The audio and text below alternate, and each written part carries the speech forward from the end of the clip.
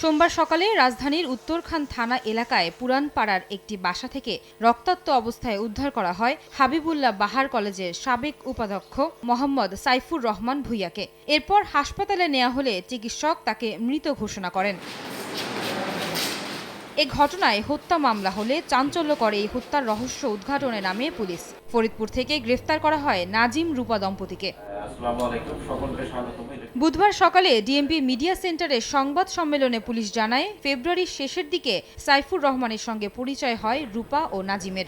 অসহায়ত্বের কথা জানালে ওই দম্পতিকে বাসায় এনে আশ্রয় দেন সাইফুর। এরপর থেকেই তিনি রূপাকে বিভিন্নভাবে শ্লীলতাহানির চেষ্টা করে বলে জানায় পুলিশ। সাইফুর রহমান ভূঁইয়া বলেছে যে তোমরা আমার সাথে চলো, আমার গাড়ি রয়েছে, তুমি ড্রাইভিং শিখবে, শিখে তুমি আমার গাড়ি চালাবে, আর আমার স্ত্রী আছে, ছেলে আবার স্কুলে পড়াশোনা করে, আমার 6 তলা বাড়ি, তুমি বাবার বাসায় কাজ করো। সর্বশেষ 9 মার্চ রাতে সাইফুর রূপাকে শ্লীলতাহানির চেষ্টা করলে তার চিৎকার টের পায় তার স্বামী। এরপর ধস্তাধস্তির এক পর্যায়ে ওই দম্পতি বটি দিয়ে কুপিয়ে জখম করে সাইফুরকে।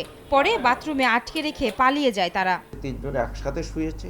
ছেলেটা যখন ঘুমিয়ে গিয়েছে, রূপার হাজব্যান্ড নাজিম, তখন সে উপর দিকে উঠে গিয়ে তাকে করার জন্য, হয়তো রেপ করার জন্য তাকে শরীরে উঠেছে। এক পর্যায়ে এই ধস্তাধস্তির পর্যায়ে এই নাজিম ঘুম থেকে উঠে যায়, তাকে কোপানো শুরু করে এই বটি দিয়ে। মাথার এই খুলিতে অনেকগুলো কোপ রয়েছে।